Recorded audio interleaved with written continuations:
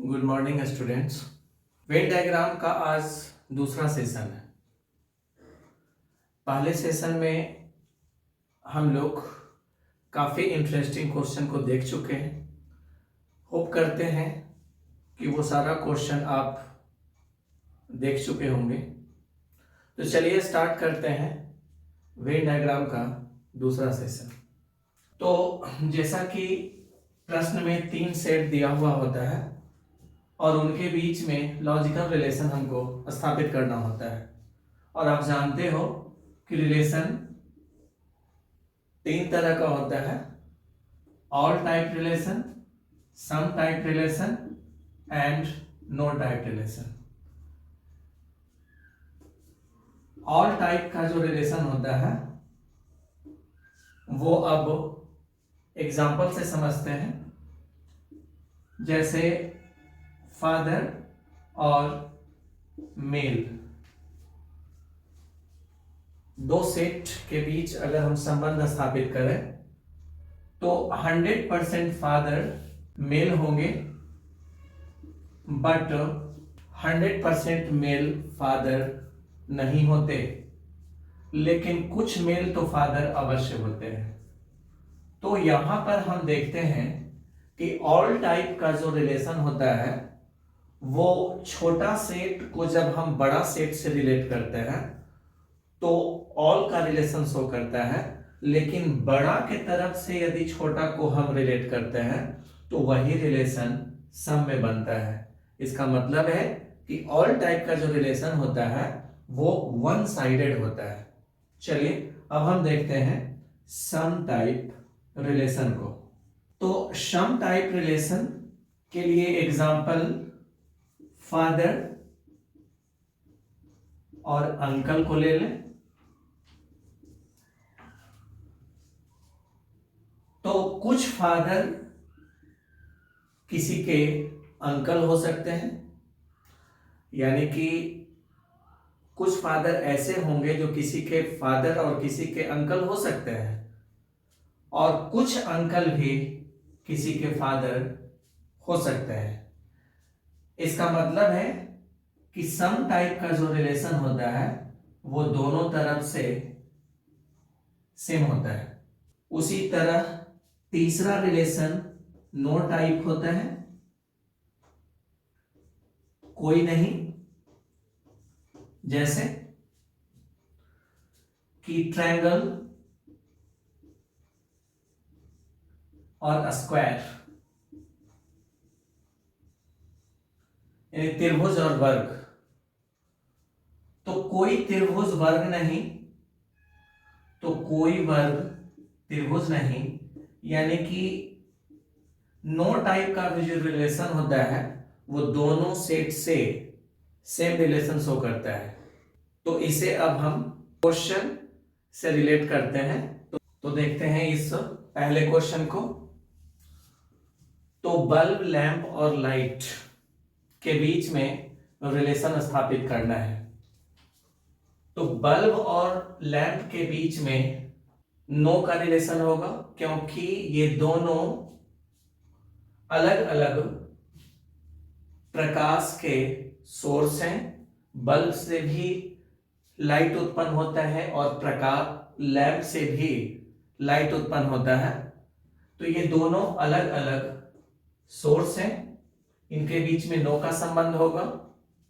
Lamp और light के बीच में ऑल का संबंध होगा, क्योंकि लैंप 100% लाइट का सोर्स होता है। उसी तरह बल्ब भी एक लाइट का सोर्स होता है, तो 100% बल्ब लाइट होगा, यानी कि ऑल बल्ब्स आर लाइट। अब इनके रिलेशन को यदि हम डायग्राम में शो करें तो पहले ऑल वाले को हम कंसीडर करते हैं। तो 100% बल्ब लाइट के अंदर और 100% लैंप भी लाइट के अंदर होगा, लेकिन बल्ब और लैंप के बीच में नो का रिलेशन होगा। और इस तरह से ऑप्शन नंबर सी इस प्रश्न का आंसर होगा। तो देखते हैं इस दूसरे क्वेश्चन को, जिसमें कि डॉक्टर, टीचर और इंजीनियर का सेट है। तो हम यहां पर देखते हैं कि तीनों प्रोफेशनल हैं, बट डॉक्टर और टीचर के बीच कुछ का रिलेशन तो होगा, क्योंकि डॉक्टर जो मेडिकल कॉलेज में टीचिंग करते हैं उनको टीचर का दर्जा दिया जाता है। उसी तरह से इंजीनियर और टीचर के भी बीच में संबंध होगा, क्योंकि जो इंजीनियर इंजीनियरिंग कॉलेज में पढ़ाते होंगे उनको टीचर का दर्जा दिया जाता है। तो इस तरह से हम कह सकते हैं कि some doctors are teacher and some engineers are teacher, but no doctor is an engineer. इसका मतलब है कि इनके बीच में सम का रिलेशन होगा, इनके भी बीच में सम का रिलेशन होगा, बट डॉक्टर और इंजीनियर के बीच में नो का रिलेशन होगा। तो इसमें कॉमन सेट टीचर हुआ,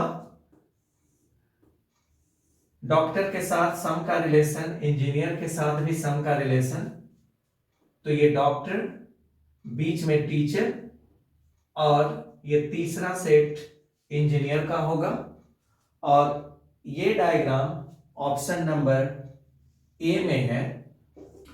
तो देखते हैं इस तीसरे क्वेश्चन को, जिसमें कि पहला सेट नर्स, दूसरा वोमेन और तीसरा डॉक्टर है। तो नर्स और वोमेन के बीच में ऑल का रिलेशन होगा, क्योंकि सभी नर्सें महिलाएं होती हैं।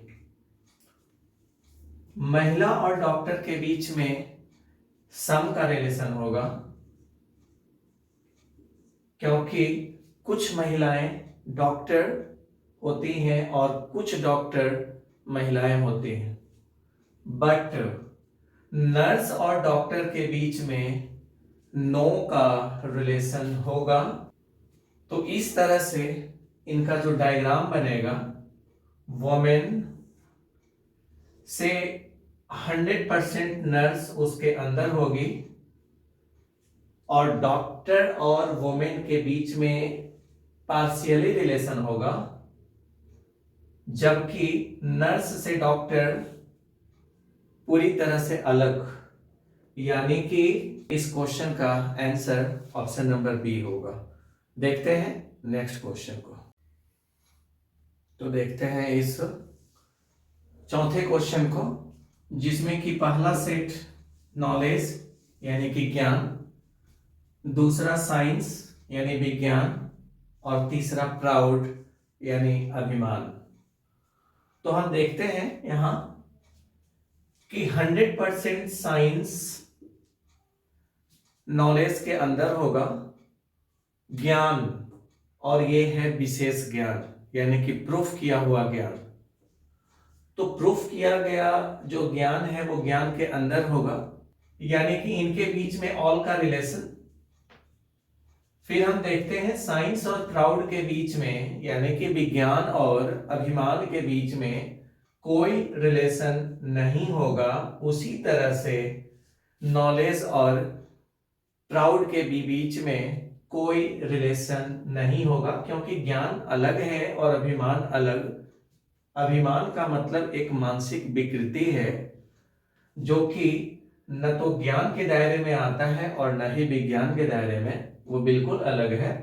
इस तरह से इनका जो रिलेशन का पैटर्न बन रहा है वो ऑल, नो और नो का बन रहा है। तो इसका डायग्राम कैसा होगा, तो सबसे पहले हम कवर करें ऑल को। तो 100% साइंस को नॉलेज के अंदर दे दें और प्राउड को ये दोनों सेट से अलग कर दें। इसका मतलब है कि तीसरा नंबर सेट दोनों सेट से अलग होगा, और ये ऑप्शन नंबर डी से मैच कर रहा है। देखते हैं इस पांचवें क्वेश्चन को, जिसमें कि पहला सेट मेल, दूसरा नेफ्यू और तीसरा कजन है।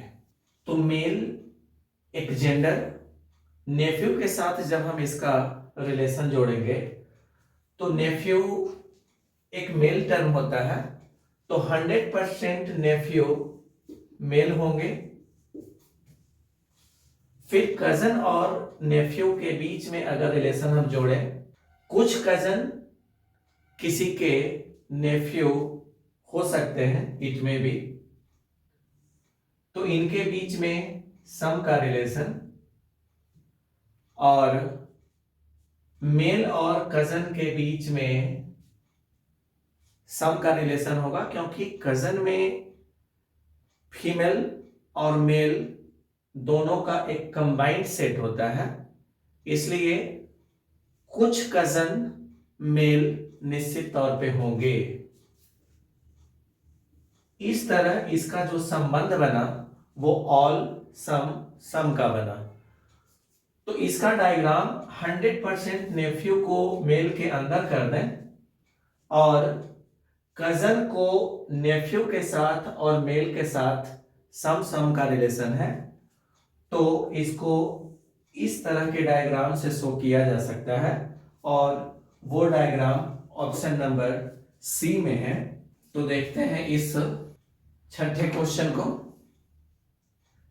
जलचर, उभयचर और थलचर, यानी कि जल में रहने वाले प्राणी, जल और स्थल दोनों पर रहने वाले प्राणी और थल पर रहने वाले प्राणी के बीच में संबंध स्थापित करना है।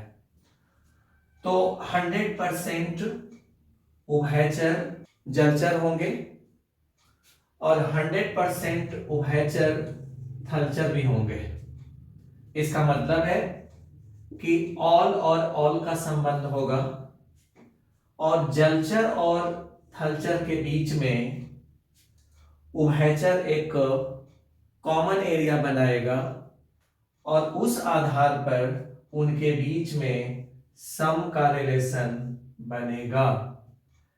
ऐसे स्थिति में इनका जो डायग्राम होगा, उभयचर को हम पहले शो करेंगे और 100% इसको जलचर में भी शो करेंगे और थलचर में भी शो करेंगे। ये उभयचर, जलचर और थलचर, और ये डायग्राम ऑप्शन नंबर सी में है। तो देखते हैं इस 7वें नंबर क्वेश्चन को, जिसमें कि पहला सेट वाटर, दूसरा सेट शिप और तीसरा सेट फिश है। तो इनके बीच में फिजिकली तो कोई रिलेशन नहीं है, लेकिन फंक्शन के आधार पर अगर हम देखें तो 100% शिप वाटर में फंक्शन करता है, 100% मछली वाटर में एग्जिस्ट करता है, और शिप और फिश के बीच में नो का रिलेशन होता है। इस आधार पर इनका जो डायग्राम बनेगा, 100% शिप वाटर के अंदर और 100% फिश भी वाटर के अंदर, और शिप और फिश के बीच में नो का रिलेशन, और इस तरह का डायग्राम ऑप्शन नंबर ए में है। तो अब हम देखते हैं क्वेश्चन नंबर 8 को, कि कुछ वाटर एटमॉस्फेयर में उपस्थित होते हैं, इनके बीच में सम का रिलेशन बनता हुआ दिख रहा है। हाइड्रोजन एटमॉस्फेयर का भी पार्ट होता है, इनके भी बीच में सम का रिलेशन बन रहा है, और वाटर और हाइड्रोजन के बीच में, चूंकि वाटर हाइड्रोजन से बनता है, इस लेकर के सम का रिलेशन यहां भी बनता हुआ दिख रहा है, और इनका डायग्राम सम सम सम का बनेगा ऑप्शन नंबर सी से, यह डायग्राम मैच कर रहा है। वीडियो के अंत तक आप बने रहोगे। कुछ चीज सीखने के लिए किसी स्थल पर टिकना बहुत जरूरी होता है। तो चलिए देखते हैं 9वें क्वेश्चन को। तो वायर और कॉपर के बीच, वायर का मतलब बिजली का तार, कॉपर यानी कि तांबा, तो इनके बीच में कुछ वायर कॉपर के बने होते हैं, तो इनके बीच में सम का रिलेशन होगा। कॉपर और पेपर के बीच में नो का रिलेशन होगा, और वायर और पेपर के बीच में भी नो का संबंध होगा। तो सबसे पहले हम वायर और कॉपर को रिलेट करें, तो इनके बीच में सम का रिलेशन है, और पेपर ये दोनों सेट से अलग होगा, यानी कि ऑप्शन नंबर डी से मैच खाता है। तो देखते हैं इस 10वें क्वेश्चन को, जहां की पहला सेट आयरन, दूसरा लेड और तीसरा नाइट्रोजन है। तो आयरन और लेड के बीच में कोई संबंध नहीं होगा, क्योंकि ये दोनों अलग अलग एलिमेंट हैं। लेड और नाइट्रोजन के बीच में भी नो का संबंध होगा, क्योंकि ये दोनों के दोनों डिफरेंट हैं। और आयरन और नाइट्रोजन के बीच में भी नो का ही रिलेशन होगा। ऐसे स्थिति में तीनों सेट पूरी तरह से अलग अलग होगा, और ये ऑप्शन नंबर बी में है। तो बच्चों, आज के सेशन में बस इतना ही। फिर हम अगले वीडियो में मिलते हैं। Thank you.